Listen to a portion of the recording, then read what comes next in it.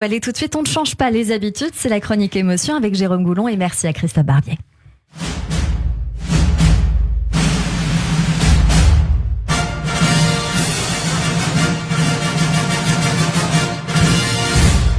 Bonjour Jérôme Goulon. Bonjour Cyrielle, bonjour Dave. Bonjour Jérôme. Très heureux de vous avoir en face de moi. C'est le moment de la chronique émotion. On va entrer dans votre univers et parler d'artistes que vous aimez. Alors on commence avec un artiste qui vous est cher, Dave. Cet artiste, c'est un monument du cinéma français, un acteur emblématique connu pour ses nombreux rôles au cinéma, mais qui a depuis peu une autre casquette moins connue, à savoir celle de chanteur. Cette star, c'est Daniel Auteuil, l'un de vos meilleurs amis, que vous avez rencontré en 1971 sur la comédie musicale Godspell, et en bon ami, vous êtes fan de son album, Si vous m'aviez connu, sorti en 2021. On écoute tout de suite un extrait.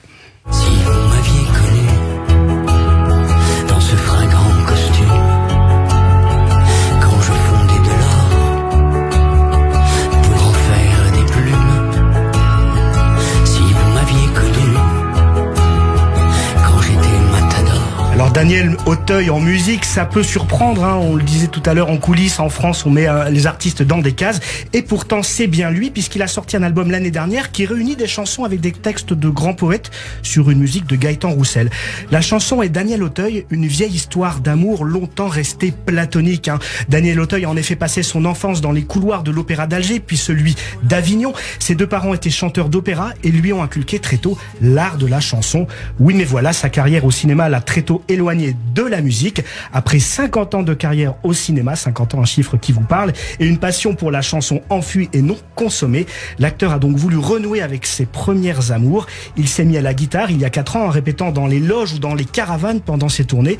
Il a sorti un album plein d'émotions, puisque Daniel Auteuil le dit lui-même: j'ai été très proche de mes parents et ce disque, c'est une façon de renouer avec eux. D'ailleurs, anecdote assez émouvante, l'idée de cet album est venue alors que Daniel Auteuil faisait du rangement. Il a fait tomber un livre de poèmes dans lequel il a retrouvé un petit mot de sa maman. Il s'est mis alors à dévorer ce livre, ce qui a donné naissance à son album. Alors au sujet de cet album, Daniel Auteuil, il a déclaré: c'était en moi depuis toujours, mais c'était empêché de façon consciente par ma carrière au cinéma. L'occasion de vous poser une question, Dave, est-ce que vous aussi, vous avez quelque chose d'enfoui au fond de vous que vous n'avez pas pu faire, ou alors vous avez tout accompli? J'ai pas tout accompli, mais en tout cas, je suis sûr, même si ça me fait un peu de peine de le dire, que je n'ai pas de talent d'acteur. J'ai essayé quelques fois. J'ai fait un film, une chanson pour ma mère, qui est un film dont le réalisateur était belge, et j'ai vu le film une fois et je me suis vraiment dit, finalement, oui, je peux être acteur. J'aurais jamais dû le regarder une deuxième fois. Vous avez changé d'avis? J'ai changé d'avis totalement. Mais je permets, avant d'avancer, de vous dire une chose: les musiques de l'album de Daniel sont de Daniel, et pas de celui que vous avez cité, qui était le réalisateur de l'album, mais pas le Il n'a pas contribué à la musique, il a juste réalisé l'album. Il en a écrit une, mais les autres sont tous... Gaëtan Roussel, je crois, c'est ça? C'est ça, Gaëtan Roussel, vous faites bien de préciser, effectivement. Autant pour moi. Et c'est Daniel, et il y a certains textes aussi de Daniel sur l'album. Tout à fait. Et j'espère qu'il m'en voudrait pas si jamais il écoute, que le prochain album qu'il va faire, il y aura beaucoup plus de textes de lui qui sont très très bien, mais les textes sur cet album qui est sorti sont bien aussi. C'est le texte d'un poète qui est pas très connu, mais que je connaissais tout à fait par hasard. Mais c'est Gaëtan a réalisé l'album, et c'est une formidable rencontre entre Gaëtan et Daniel. J'aime beaucoup, ça c'est certain. Pour ce qui me concerne, j'aurais aimé chanter un peu plus peut-être dans d'autres pays. Par exemple, pourquoi pas faire une tournée comme Nana Mouskouri ou d'autres chanteurs dans les campus en Amérique, ça m'aurait bien plu. J'adore voyager. Et ou en Chine? Oui, pourquoi pas en Russie tant qu'on y est. Je vais attendre un peu. Beaucoup de Chinois sont très fans des chanteurs français, c'est pour ça que je me suis permis ça. Vous avez fait le Japon. Ouais, plusieurs fois. On poursuit avec une autre immense star française que vous aimez, Dave, et qui est Françoise Hardy, je crois, Jérôme. Oui, Cyrielle, après l'album de Daniel Auteuil, autre chanson qui plaît à notre invité du jour. Cette chanson, c'est Noir sur blanc de Françoise Hardy, et on écoute un extrait. Noir sur blanc, j'écris mes mots, les nerfs à cran, sans garde-fou ni faux, sans blanc Alors Noir sur blanc de Françoise Hardy, une chanson sortie en 2010 dans l'album La pluie sans parapluie. Cette chanson vous parle forcément, Dave, puisque les paroles ont été composées par un certain Patrick Loiseau, votre mari, fan absolu de Françoise Hardy, si je me trompe pas, oui. Qui aurait pu d'ailleurs ne jamais écrire pour elle. En effet, à l'origine, c'est Zazie qui aurait dû écrire cette chanson, puisque Françoise Hardy avait fait appel à elle pour les paroles. Oui, mais voilà, le résultat n'était pas probant. Résultat, Zazie est passé à la trappe et Françoise Hardy s'est tournée vers Patrick Loiseau, qui a immédiatement pensé à poser les mots noir sur blanc sur les ponts de la chanson, noir sur blanc qu'on entend. Malgré ça, il aurait pu lui aussi, Patrick Loiseau, passer à la trapinette. En effet, Françoise Hardy trouvait que les paroles de votre cher mari étaient un peu trop tournées vers le passé.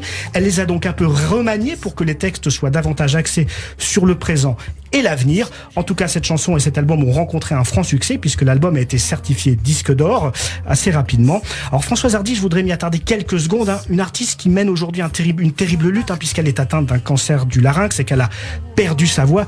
L'occasion pour elle de mener un combat très tabou en France. La preuve, on n'en a pas encore entendu parler alors qu'on est en pleine élection présidentielle. Ce combat, c'est celui pour l'euthanasie. Récemment, elle déclarait « Je suis indignée que la France soit tellement arriérée par rapport à d'autres pays. Laisser quelqu'un d'incurable avoir des souffrances insupportables jusqu'à ce que mort s'en suive, c'est inhumain. » L'euthanasie, un sujet qui vous parle forcément, Dave, puisqu'en 1990, votre maman a été euthanasiée en Suisse, si je me trompe pas. Non, aux Pays-Bas. C'était aux Pays-Bas. D'accord. Alors c'était aux Pays-Bas.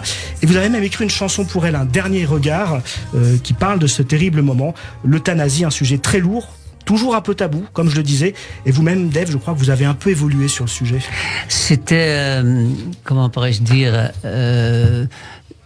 quand ma mère a été euthanasiée, nous, les deux frères, moi deux frères et ma sœur, nous étions d'accord avec le vœu, avec le désir de ma maman. C'est après que j'ai rencontré un ex-professeur, il était à la retraite, qui s'appelle Lucien Israël, qui m'a convaincu du doute sur ce sujet-là. C'est un peu un long sujet, on va peut-être pas en parler aujourd'hui. En revanche, je voudrais quand même me permettre d'ajouter que les musique de Noir sur Blanc sont des frères Calogero. Parce qu'il s'est bien de citer les auteurs, mais il y a aussi un compositeur. Les paroles, c'était Patrick Loiseau, et sur une musique de Calogero, vous faites bien de préciser. Les deux, ils sont frères, et ils écrivent ensemble. Les Calogero. Allez, on poursuit notre voyage musical dans l'univers privé de Dave avec une artiste belge cette fois. Oui, après Daniel Auteuil et Françoise Hardy, on va parler de Morane, qui figure aussi dans la playlist actuelle de notre invité, avec une reprise de Claude Nougaro, qui s'appelle Le Cinéma. On écoute un extrait. D'abord un gros plan sur tes hanches, puis un travelling panorama. J'ai adoré. Alors le cinéma, une chanson écrite initialement par Claude Nougaro, sortie en 1962. Alors pour la petite anecdote, cette chanson n'avait pas de titre au départ et c'est après sa sortie qu'on lui a donné le titre Le Cinéma. Alors de son côté, Morane en a donc fait une reprise en 2009 qui figure dans un album de reprise de chansons de Claude Nougaro, il y en a qu'une quinzaine. Il faut dire que Morane était proche du chanteur puisqu'elle était à la fois son amie, son maître, voire même une figure paternelle pour elle.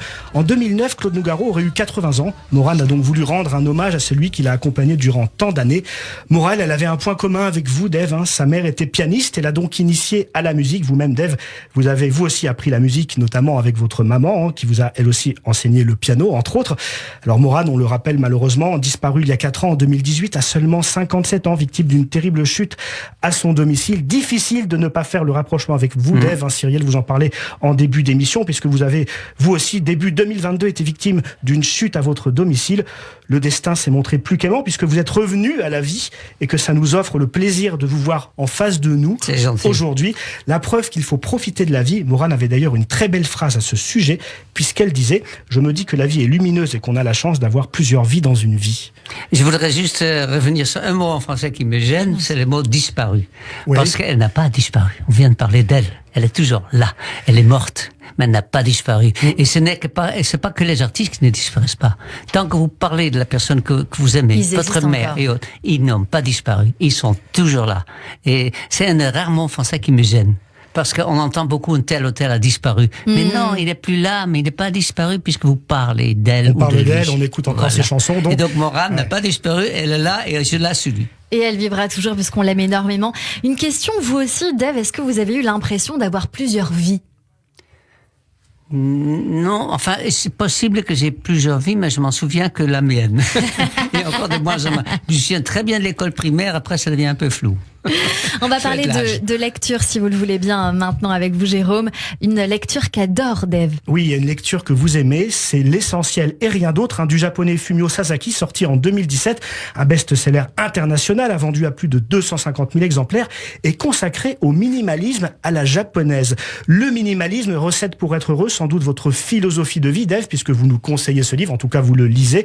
Alors pour info, l'auteur, Fumio Sasaki, c'était un homme ordinaire, stressé et constamment en train de se comparer aux autres.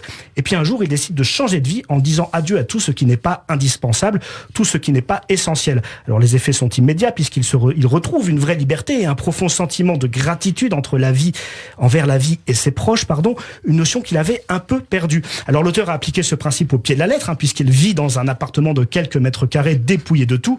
Je ne sais pas si vous êtes allé aussi loin, Dave, mais la morale de l'histoire, c'est qu'il faut savoir se débarrasser de ce qui est trop encombrant, un peu comme votre costume de hibou samouraï de Masked Singer sur TF1, que vous n'aviez pas trop aimé, je crois. Ça doit être très lourd, ça, quand même, non? Oh oui, ça vous avoir très chaud. Ouais. J'ai pas du tout aimé faire cette émission, mais c'était très intéressant parce qu'on chante et on est avec des musiciens, entre autres avec Pierre Billon, le fils de Patachou et un camarade de Johnny Hallyday.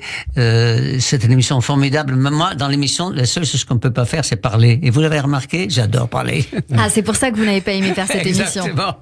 En tout cas, s'il y a bien une chose d'essentielle chez vous, Dave, et qu'on vous demande de ne jamais vous débarrasser, ce sont vos cartes vocales qui font vibrer des millions de Français. Vos cartes vocales. Vos cordes vocales. Vos cordes vocales qui font vibrer des millions de Français depuis plus de 50 ans. Je terminerai d'ailleurs par l'une de vos citations, Dave. Vous avez déclaré « Sans fausse modestie, je dois reconnaître que ma voix n'a pas bougé. Comme un cadeau du ciel, mes cordes vocales me permettent de gagner ma vie. C'est mieux que de faire vieille pute. » Alors mon cher Dave, je vous cite, on souhaite donc encore longue vie à vos cordes vocales. J'ai dit ces horreurs. Ah, vous avez dit ces horreurs. Mais alors, par contre, j'ai dit que je voulais terminer par ça, mais je vais quand même rajouter une toute petite dernière chose, puisque tout à l'heure, avant l'émission, vous nous avez dit, on dit souvent que je suis drôle et intelligent, mais on ne me dit jamais que je chante bien. Donc je vais vous le dire à l'antenne, Dave. Vous n'êtes pas seulement drôle et intelligent, vous chantez bien, voilà, c'est dit. Merci, mais je ne sais pas si je chante encore bien, je vous dirai ça après-demain. Si, vous chantez très bien. Vous nous avez poussé une petite chansonnette, enfin un petit bout tout à l'heure et c'était très bien, Dave, n'en doutez pas, ne doutez pas de vous aller tout de suite. Vous allez vous faire croquer par Nina Azoulay, je vous dis rien, c'est tout de suite sur Radio J. Le rôti de